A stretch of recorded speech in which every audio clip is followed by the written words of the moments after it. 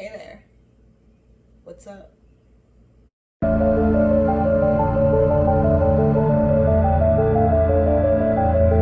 So today we are talking about Season 2, Episode 6 of Star Trek The Next Generation, The Schizoid Man.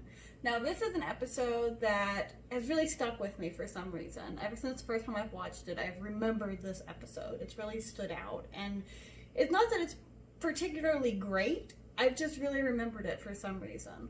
So in this episode, the Enterprise gets a distress signal from this planet where the renowned scientist and researcher Ira Graves is researching cybernetics similar to the work of Dr. Soon. So they beam an away team down, and for some reason the Enterprise has to warp off to go save this USS passenger freighter that's ferrying colonists around.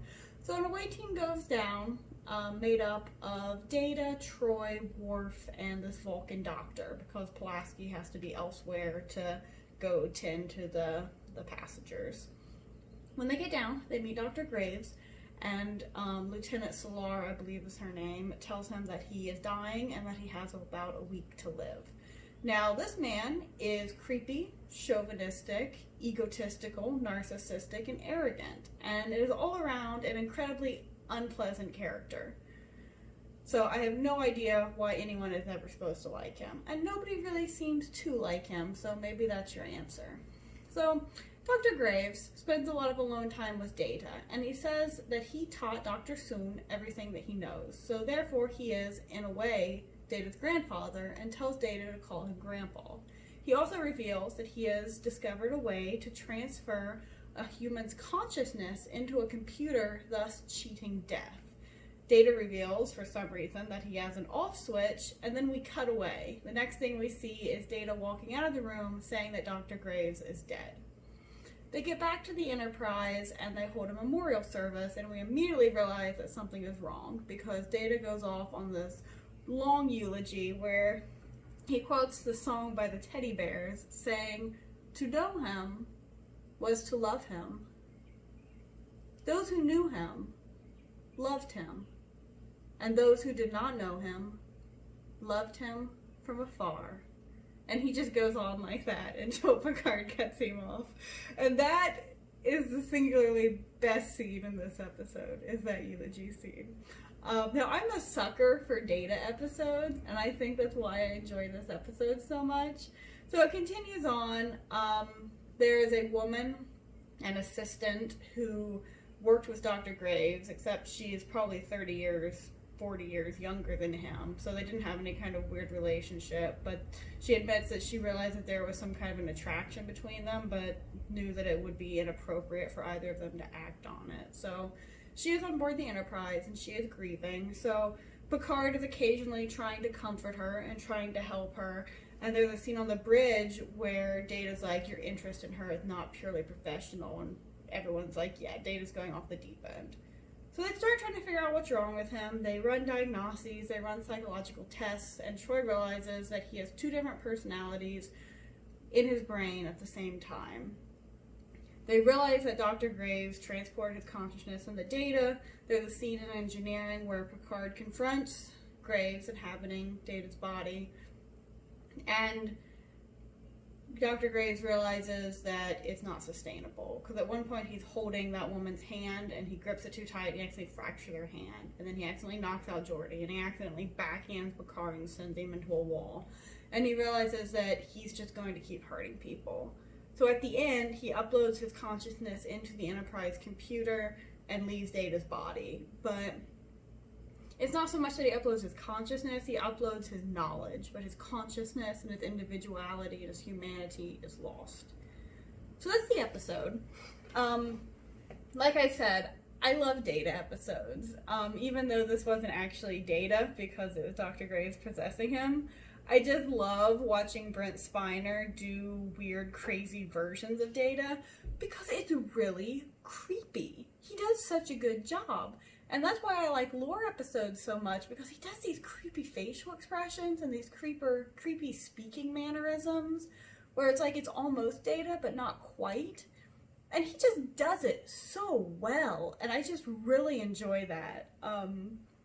So I love that part of it. And whenever he's giving the eulogy in the transporter room, it's just great. Everyone's so uncomfortable because nobody knows what's going on.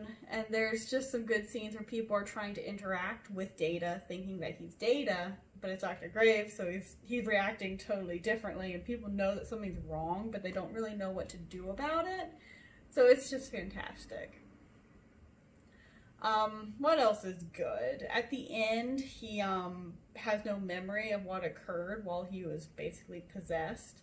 And Wesley's like, you don't remember to know him, was to love him, was to know him? And Data's like, no.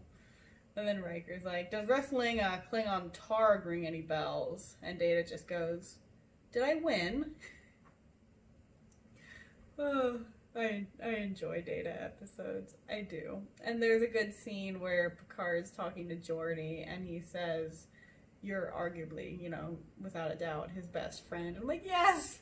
The Data Geordi bromance continues. What would their celebrity name be? Doherty? Gata? No, okay, there's nothing good.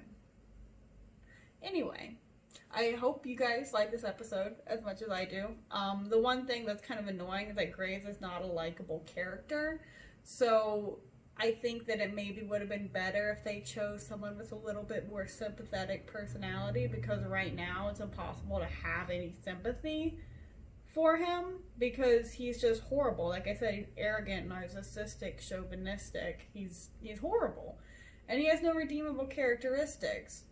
So we don't really care that he's forced to die at the end because, like, we wish that he would have died the first time. I think it would have been maybe a little bit better if they created a character who wanted to live for a noble reason instead of just being arrogant and thinking that his life was worth more than Data's life. So that's something that I think that maybe the episode could have been improved. But other than that, I really enjoyed it. So let me know your thoughts. Yeah, I look forward to reading your comments.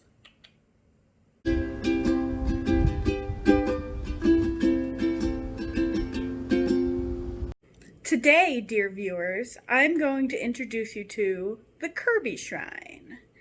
Now, the Kirby Shrine is a, shall we say, a monument of sorts that I have built up over the years to my favorite character, Kirby. To start with, we have this lovely Kirby stained glass piece that I have hung over the window. I bought this piece at Wizard World Comic-Con Cleveland in March of 2020. Next, we have this lovely print of Kirby. Looks like it's done in pastels. I purchased this one at Cincinnati Comic Expo, I think in 2018. Bypassing my Star Wars paraphernalia, we have this little dude, which I bought at Anime Midwest last year. We have tiny Vocaloid Kirby that I got at Target. We have this little poof ball with his little mushed up face, isn't he so cute, at Target recently. And then we have this handmade Kerbo that I also got at Wizard World Comic-Con this spring. Now, missing from this display is a Kirby hat that I own that I got at ASIN, and my Kirby tattoo, which is on my leg, which is obviously not part of the shrine. Now, behind the Kerbos, we have my Star Wars husband, the sexy Wedge Antilles.